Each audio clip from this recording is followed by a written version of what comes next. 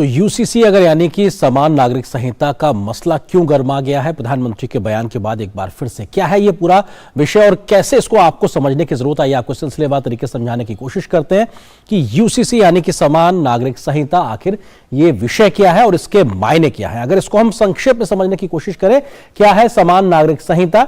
एक देश एक कानून की बात करता है, समान कानून सभी के लिए बात करता है, धर्म जाति संप्रदाय और वर्ग के लिहाज से किसी में कोई भेद ना हो इस बात को भी यूसीसी तरीके से आगे बढ़ाता है और विवाह, तलाक, बच्चा गोद लेने और संपत्ति के बंटवारे जैसे तमाम विषयों पर समान प्रकार के कानून देश के हर नागरिक पर लागू हो, इसका धर्म और जाति धर्म से किसी प्रकार का विभेद ना हो, यह कहीं ना कहीं यूनिफॉर्म सिविल कोड सीधे तौर पर कहता है। लेकिन चूंकि कई प्रकार के अलग अलग व्यवस्थाएं हैं इसलिए इसकी जरूरत महसूस की जा रही है। संविधान के अनुच्छेद 44 में यूसीसी को लेकर भी एक तरीके से जिक्र है, क्या कुछ कहा गया वो भी आपको समझना जरूरी, क्योंकि ये संविधान सम्मत बात है।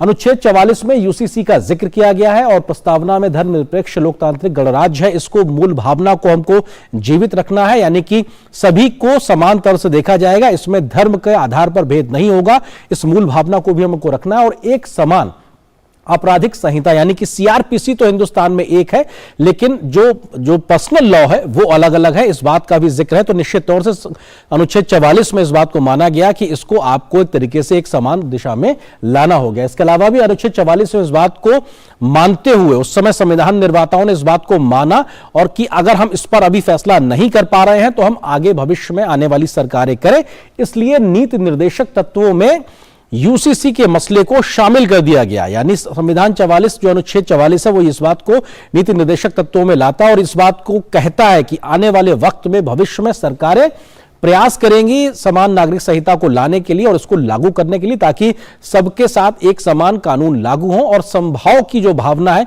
वो सभी के साथ लागू हो सके। इस बात का जिक्र कहीं ना कहीं संविधान में भी साफ तौर पर किया गया है, अनुच्छेद 44 का जिक्र साफ तौर पर दिखाई पड़ता है। इसी तरीके से भारत में पर्सनल लॉ की अगर स्थिति का हम जिक्र करें तो किस प्रकार की स्थिति परिस्थिति बनती है। धर्म के आधार पर कई निजी कानून इस वक्त लागू हैं हिंदुस्तान में, विवाह, तलाक, उत्तराधिकार जैसे व्यक्तिगत कानून समवर्ती सूची का हिस्सा है, इस बात का भी जिक्र कहीं ना कहीं दिखाई पड़ता है। वर्तमान स्थिति के लिहाज से बात करें, 1956 में हिंदू व्यक्तिगत कानूनों को किया गया था संहिताबद्ध, यानी कि हिंदू लॉस को 1956 में एक तरीके से उसको लेकर कानून बना दिया गया था। लेकिन और भी क्या व्यवस्था है उसको लेकर भी हम जिक्र करते हैं। मौजूदा स्थिति क्या है, हिंदू व्यक्तिगत कानून में सिख, जैन, बौद्धों पर भी ये कानून साफ तौर पर लागू होते हैं। इसके अलावा हिंदू व्यक्तिगत कानून में विवाह, उत्तराधिकार, भरण पोषण जैसे तमाम विषयों को शामिल किया गया। ये साफ तौर से इसको लेकर एक समान नियम बना दिए गए हैं। लेकिन मुस्लिमों के लिए 1937 का शरीयत कानून व्यक्तिगत मामलों में लागू होता है। सीआरपीसी जो कानूनी प्रावधान है वो अलग है, जो पर्सनल लॉ है उसमें 1937 का शरीयत कानून मुस्लिमों के लिए लागू होता है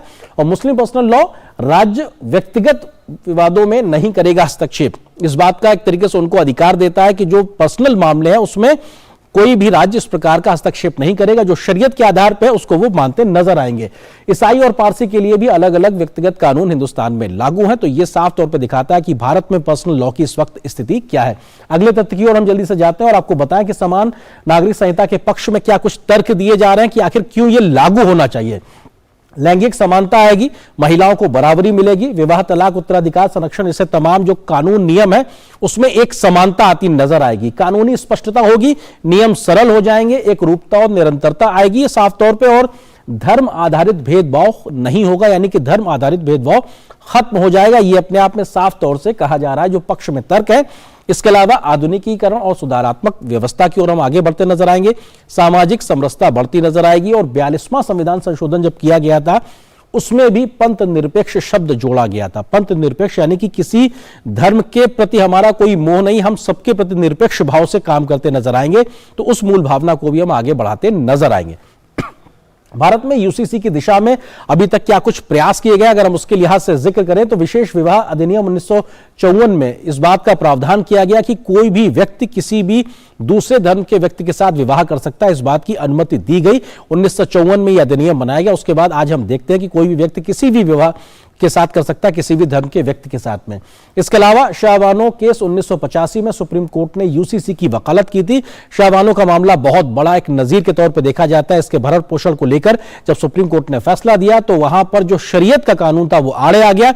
तब सुप्रीम कोर्ट ने कहा था कि नहीं साहब, इस प्रकार की व्यवस्थाएं नहीं होनी चाहिए, समान नागरिक संहिता जैसी व्यवस्थाएं लागू होनी चाहिए। इस बात को लेकर सुप्रीम कोर्ट ने कहा था। इसके अलावा कई ऐसे मौके आए जब सुप्रीम कोर्ट ने 1995 का मामला हो, 2015 या 2019 की बात हो, ये यूसीसी के तमाम ऐसे मसले थे जहां पर सुप्रीम कोर्ट ने कहा था कि साहब इनको आपको लागू करने की जरूरत है।